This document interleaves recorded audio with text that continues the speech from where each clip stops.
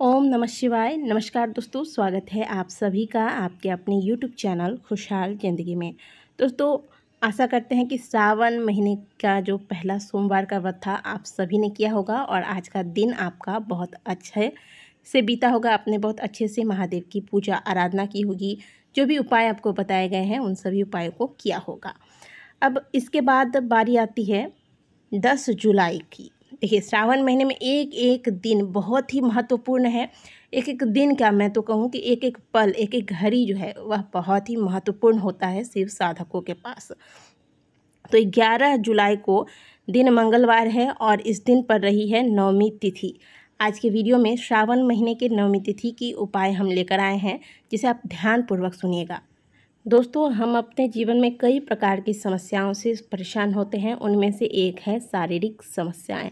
कई लोग ऐसे होते हैं जो अक्सर बीमार रहते हैं, मतलब उनके जीवन में ऐसा कोई दिन ही नहीं होता जब वो दवाई ना ले।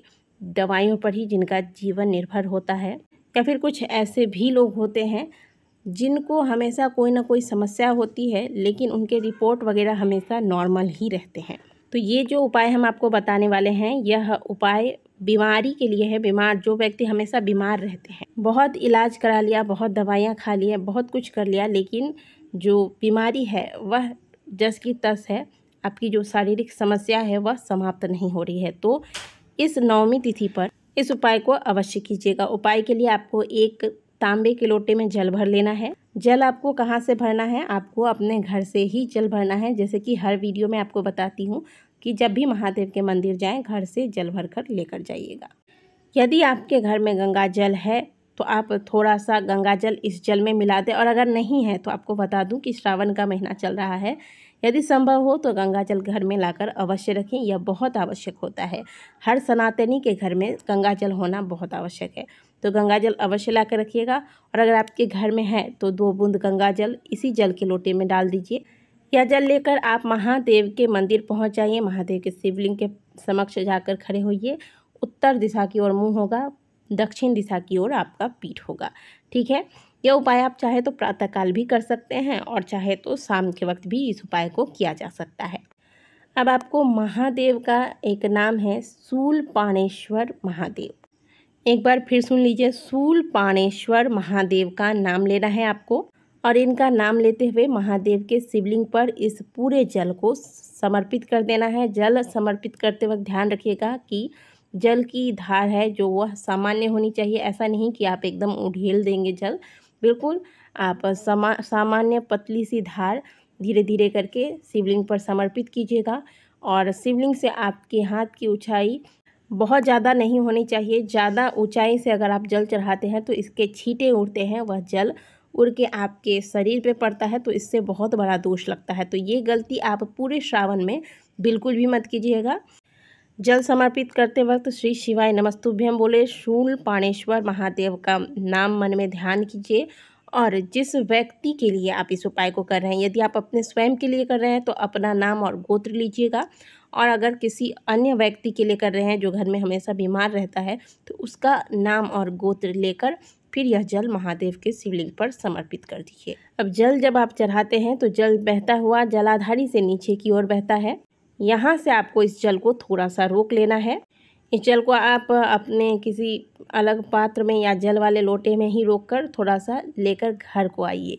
घर आने के बाद जो बीमार व्यक्ति है जिसके लिए आपने उपाय किया है या आपने स्वयं के लिए किया है, तो यह जल जो आप लेकर आए हैं इसका थोड़ा सा आचमन करा दें शूलपाणेश्वर महादेव के नाम से, और थोड़ा सा जल उस बीमार व्यक्ति के ऊपर छिड़क दें। अपने लिए कर रहे हैं तो आप स्वयं इस जल का आचमन शूलपाणेश्वर महादेव का नाम लेकर कीजिए और थोड़ा सा जल अपने शरीर पर छिड़क लीजिए।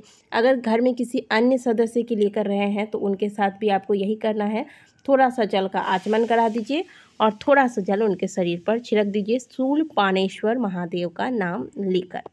ये उपाय आपको सिर्फ और सिर्फ श्रावण महीने के नवमी तिथि पर ही करना है और किसी दिन इस उपाय को नहीं किया जा सकता। तो बहुत ही सुंदर सा मौका है आपके पास। श्रावण महीने की नवमी तिथि है, कल मंगलवार का दिन है, बहुत सुंदर सा दिन है। इस उपाय को महादेव के मंदिर में जाकर अवश्य कर लीजिएगा। बहुत ज़्यादा सामग्री की भी आपको आवश्यकता नहीं है और ना ही आपको किसी प्रकार के व्रत को रखने की आवश्यकता है। आप सामान्य भोजन लेते हुए इस उपाय को कर सकते हैं। चाहे तो सुबह को करें, चाहे तो शाम को करें। स्त्री, पुरुष, बालक, वृद्ध कोई भी इस उपाय को कर सकते हैं। अब अगला उपाय ध्यान से सुनिएगा। इस उपाय के लिए आपको 7 दुर्वा गिन करके रख लेने हैं। साथ ही साथ एक तांबे के लोटे में जल घट से भरकर रख लें। इसमें थोड़ा सा गंगा जल डाल दें। इस दुर्वा और जल को लेकर महादेव के मंदिर पे पहुंचिए और आपको बिल्कुल उसी प्रकार से खड़ा होना है जिस प्रकार से प्रत्येक वीडियो में बताती हूँ। उत्तर दिशा की ओर मुंह होगा, दक्षिण दिशा की ओर पीठ होगा। इस प्रकार से खड़े हो जाए। सबसे पहले आपको जो आपने जल हाथ में लिया हुआ है, जल का कलश आपके हाथ में है, वह जल महादेव के शिवलिंग पर समर्पित कर देना है आपको। श्री शिवाय नमस्तुभ्यम का स्मरण करते हुए जल चढ़ाने के बाद आपके पास 7 दुर्वा हैं जो आप लेकर आए हैं घर से। इन 7 के 7 दुर्वा को आपको 3 स्थानों पर रखना है। कैसे रखेंगे अच्छे से समझ लीजिए। महादेव के शिवलिंग में जो माता अशोक सुंदरी का स्थान है, वहाँ पर आपको ये 7 दुर्वा पहले श्री शिवाय नमस्तुभ्यम बोलकर रख देना है। डंडी वाला हिस्सा जलाधारी के बाहर की ओर होगा। जब आप यह दुर्वा रखेंगे यहाँ पर, तब आपको महादेव का एक और नाम है हाटकेश्वर महादेव, उनका नाम लेते हुए श्री शिवाय नमस्तुभ्यम का ध्यान करते हुए यह दुर्वा रख देना है। इसके बाद इस दुर्वा को वहाँ से उठाइए, माता अशोक सुंदरी वाले स्थान से उठाकर फिर हाटकेश्वर महादेव का नाम लेते हुए श्री शिवाय नमस्तुभ्यम का ध्यान करके महादेव के शिवलिंग के ऊपर समर्पित कर देना है। माता अशोक सुंदरी वाले स्थान पर पहले चढ़ाइएगा, फिर यहाँ से उठाकर महादेव के शिवलिंग पर चढ़ाइएगा, ठीक है।